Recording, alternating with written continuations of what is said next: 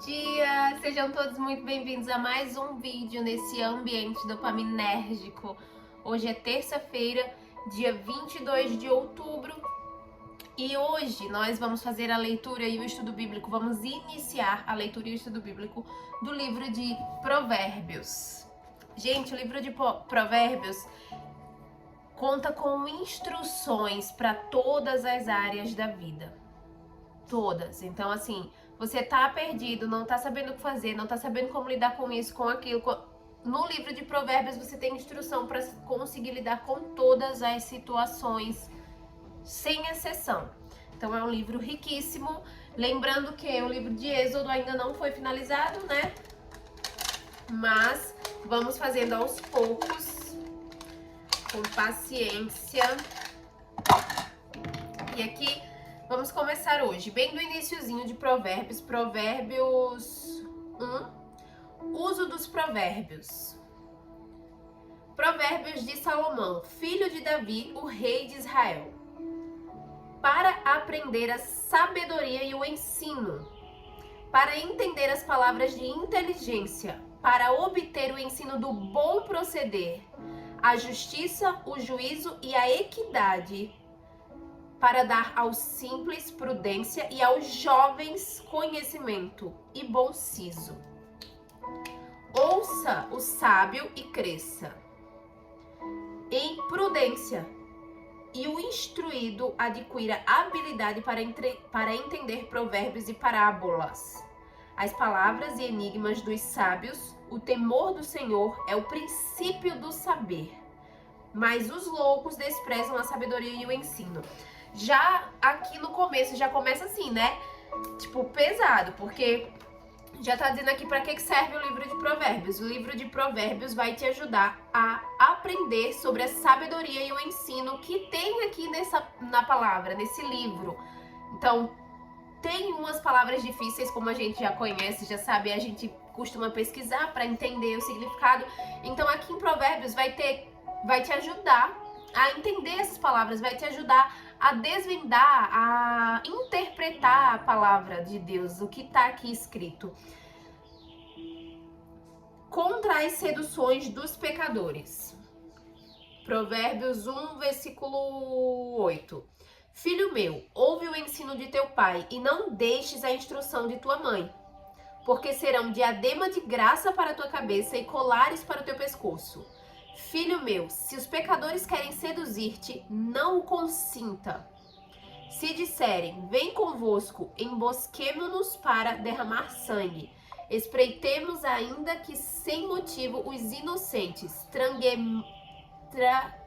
traguemo-los vivos, como o abismo, e inteiros como os que descem a cova. Olha só, mais uma instrução maravilhosa aqui já no iniciozinho. Filho meu, ouve o ensino de teu pai e não deixes a instrução da tua mãe. O que está dizendo aqui? Honra teu pai e tua mãe.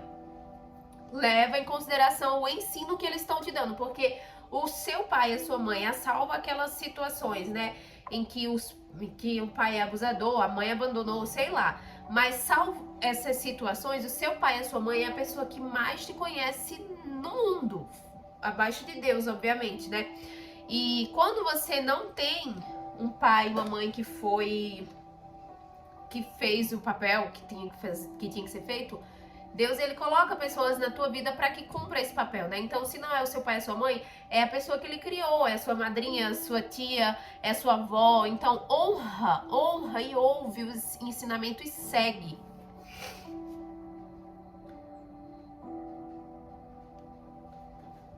Filho meu, não te ponhas a caminho com eles. Guarda das veredas dos pés, porque os seus pés correm para o mal e se apressam a derramar sangue. Pois debalde se estende a rede à vista de qualquer ave. Estes que emboscam contra o seu próprio sangue e a sua própria vida espreitam, tal é a sorte de todo ganancioso. E este espírito de ganância tira a vida de quem o possui. Uma coisa que a gente sabe, que não é todo mundo que sabe, eu não sabia, sei há pouco, é que não dá para servir a dois senhores. Não dá para servir a Deus e a Mamon, que é o Deus da riqueza, o dinheiro.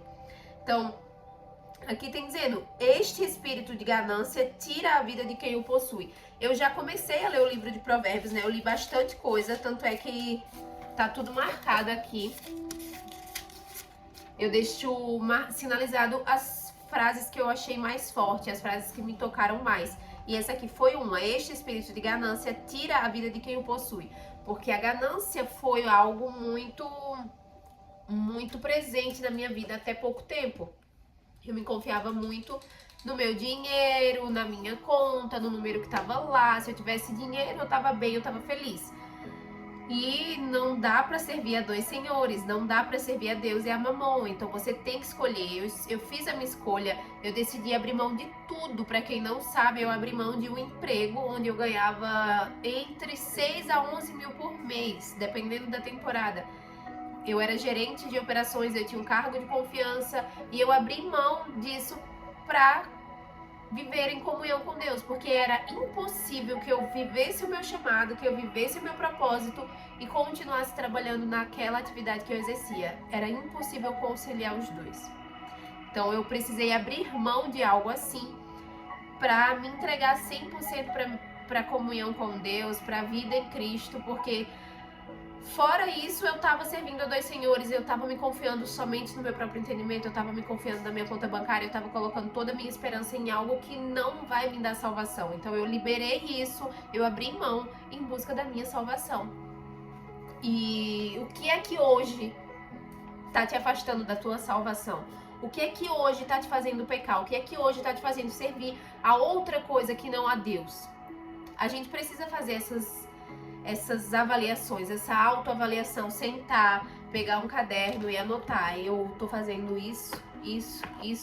Acho que isso aqui não condiz com os princípios, isso aqui tem me deixado mal, isso aqui... Porque assim, eu servia a Mamon, o Deus da riqueza, o Deus do dinheiro, e eu era extremamente infeliz. Eu tinha uma falsa sensação de realização porque eu estava conseguindo coisas materiais, porque eu estava conseguindo chegar em lugares que eu tinha colocado como meta, como propósito. Eu estava tendo reconhecimento na minha profissão, eu estava tendo... Mas eu não tinha Deus. E sem Deus a gente não vai para lugar nenhum. Sem Deus a gente vai até, mas a gente não consegue concluir. A gente chega até a metade do caminho e chega estraçalhado. Então, vale a pena a gente avaliar o que tá fazendo, o que tá nos afastando da nossa promessa, o que tá nos afastando do nosso propósito. Porque eu tinha uma ideia de propósito, a minha ideia de propósito era que eu seria uma gerente de uma empresa com alto poder de monetização. E chegou um momento que eu comecei a me perguntar exatamente isso. Será que o meu propósito é isso? Será que o meu propósito é ser gerente de uma empresa? Uma coisa que era muito pra mim, que era o que eu queria chegar, era o que eu queria alcançar. Eu lutava por aquilo, eu brigava com unhas e dentes, eu ia... Quando eu alcancei, quando chegou no ponto em que eu me esforcei tanto, eu passei a me perguntar, é isso? Foi por isso que eu corri tanto? Foi pra isso que eu corri tanto? Foi por isso que eu adoeci? Porque eu adoeci. A minha mente já não organizava as coisas da maneira que tem que organizar. Eu não tinha paz no coração.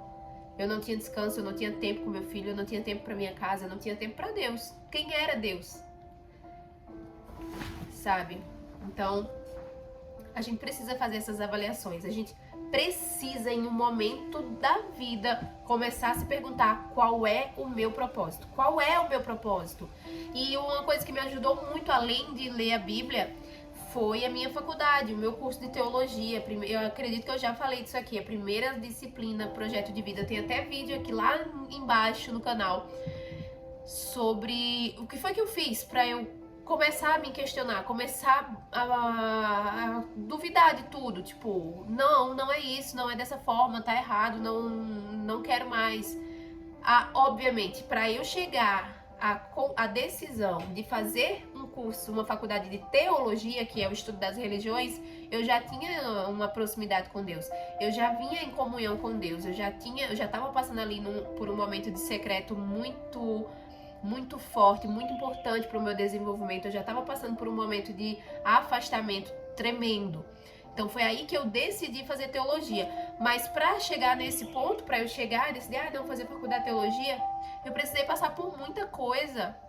Eu precisei sofrer muita coisa para eu entender que não existe saída. Que se hoje eu tiver com a minha conta cheia, com o meu número 300 dígitos e o meu filho não chegar da escola, a vida não tem sentido para mim. Então aquele número lá na conta não vai fazer diferença na minha vida. Eu não vou conseguir resolver a dor, sabe? Então, uma coisa que também me ajudou foi eu parar e anotar quais são as minhas verdadeiras riquezas. Hoje, você consegue parar e olhar para o seu redor e consegue enumerar quais são as suas verdadeiras riquezas? Você vai ver que nenhuma delas tem a ver com dinheiro.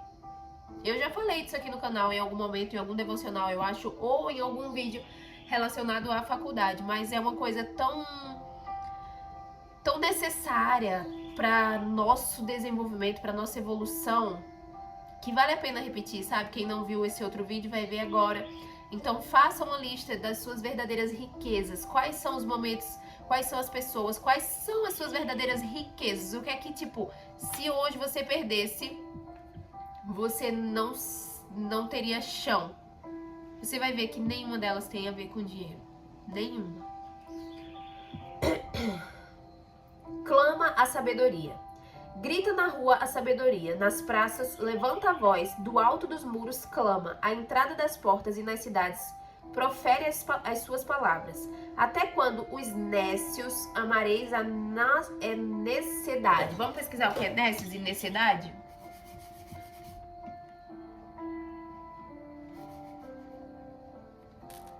O que é nécios? Nécios.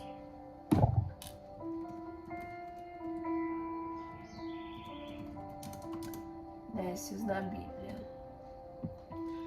Nécios são mortos por seu desvio.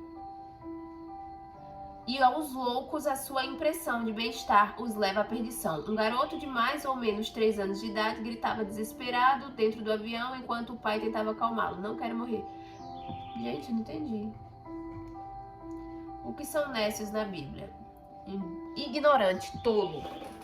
Então aqui tá dizendo, até quando os nécios, os tolos, os ignorantes, amarás a necessidade, amará a ignorância, amará a tolice. E vós, escarnecedores, desejarás o escárnio. Quer saber o que é escarnecedores? Vamos lá.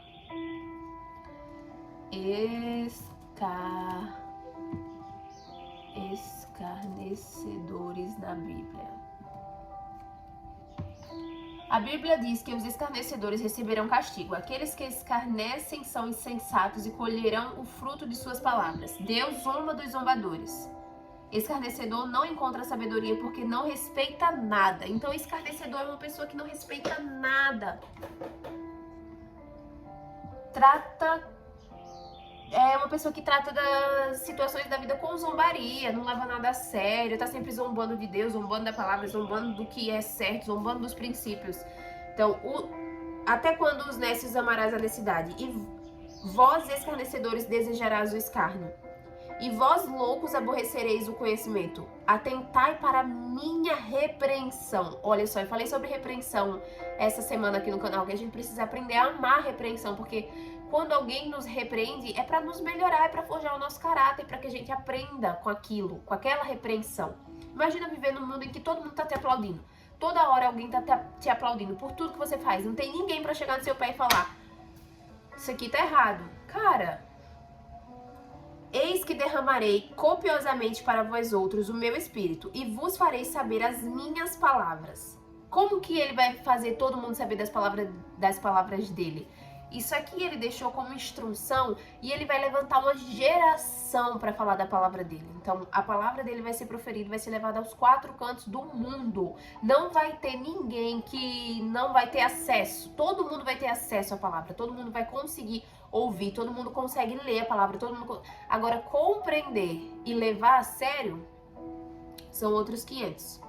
Mas porque clamei e vós recusastes, porque estendi a mão e não houve quem atendesse, antes rejeitastes todo o meu conselho e não quisestes a minha repreensão, também eu me rirei na vossa desventura, e em vindo o vosso terror eu zombarei, e vindo o vosso terror como a tempestade, em vindo a vossa perdição como um redemoinho, quando vos chegar perto e a angústia, então me invocarão, mas eu não responderei, procurar-me-ão, porém não me hão de achar, porque porquanto aborrecem o conhecimento e não preferiram o temor do Senhor, não quiseram o meu conselho e desprezaram toda a minha repreensão, portanto comerão do fruto do seu procedimento, e dos seus próprios conselhos se fartarão.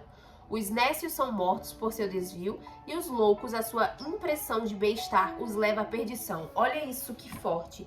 E os loucos, a sua impressão de bem-estar, os levam à perdição. É uma situação que eu acredito que todo mundo passa, já passou. A sensação de, tipo, tá fazendo certo, a sensação de estar feliz, a sensação de bem-estar, fazendo o que bem quer, vai te levar à perdição. O adversário da nossa alma, ele nos apresenta um mundo de possibilidades, né? Que se a gente aceitar, parece maravilhoso, parece delicioso e muitas vezes é. Só que isso vai te levar à perdição. Mas o que me der ouvidos habitará seguro, tranquilo e sem temor do mal. Aqui, ó, finalizando Provérbios 1, 33. Mas o que me der ouvidos habitará seguro, tranquilo e sem temor do mal. Gente, somente quando você entende o poder disso aqui, somente quando você entende a verdade disso aqui, é que você consegue sentir, sabe, o poder dessas palavras, sentir isso. Mas os que me der ouvido habitarão seguro, tranquilo e sem temor do mal. É incrível. Amanhã nós vamos continuar em Provérbios 2, a excelência da sabedoria. Eu falo muito aqui sobre sabedoria, né? Sobre a gente pedir sabedoria para Deus, porque inteligência a gente conquista, inteligência a gente estuda sobre um determinado assunto e a gente consegue se especializar naquela área e ficar e dominar aquele assunto. Mas sabedoria para você entender o que você precisa fazer, como fazer, que horas fazer, aonde fazer, com quem fazer, é somente Deus que te dá. Então pede sabedoria para Deus. Pede sabedoria para conseguir interpretar a palavra. Pede sabedoria para conseguir entender os sinais de Deus. Pede sabedoria para conseguir lidar com as pessoas à sua volta. As pessoas que não pedem sabedoria a Deus. Então, você vai pedir sabedoria a Deus para lidar com as pessoas que não têm sabedoria. Porque lidar com pessoas é inevitável. Você vai ter que lidar com pessoas todo dia da sua vida. E Deus, ele usa pessoas para te mandar a tua bênção, para te mandar a tua repreensão, para te mandar um sinal, para te mandar um discernimento. Ele usa pessoas, então não dá para fugir, não dá para se fechar para o relacionamento com pessoas. Eu tô falando isso até para mim, principalmente para mim, porque lidar com pessoas ficou extremamente difícil e doloroso para mim por conta de tudo que eu passei, do processo, do trabalho, Então, lidar com pessoas ficou doloroso, mas a gente precisa entender que lidar com pessoas é inevitável. E como que a gente vai lidar com essas pessoas sem se afetar tanto, sem sentir tanto, sem absorver tanto? Pedindo sabedoria para Ele. Pedindo para Ele, me dá sabedoria para que eu entenda as pessoas, para que eu compreenda, para que eu tenha paciência, para que eu ame, porque amar o próximo é um mandamento. E não é o próximo bonzinho, não é o próximo que é fofo com você, não é o próximo que assim até pecador faz. Você tem que amar o próximo que não gosta de você, você tem que amar o próximo que dificulta a sua vida, você tem que amar o próximo que mente, você tem que amar o próximo independente de quem seja o próximo. Eu sei que é extremamente difícil, mas isso é um mandamento. Então a gente precisa seguir, é um princípio, a gente tem que seguir.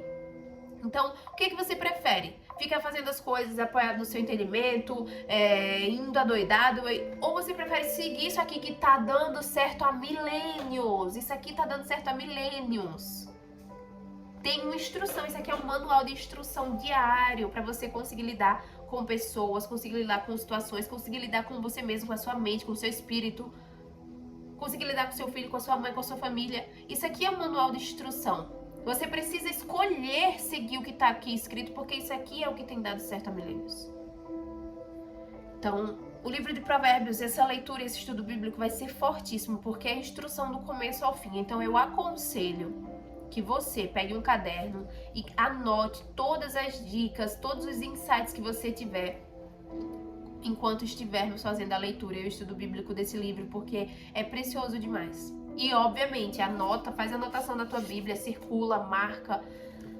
A Bíblia, ela é para ser usada, é o seu manual, onde você vai tirar toda a instrução para tudo.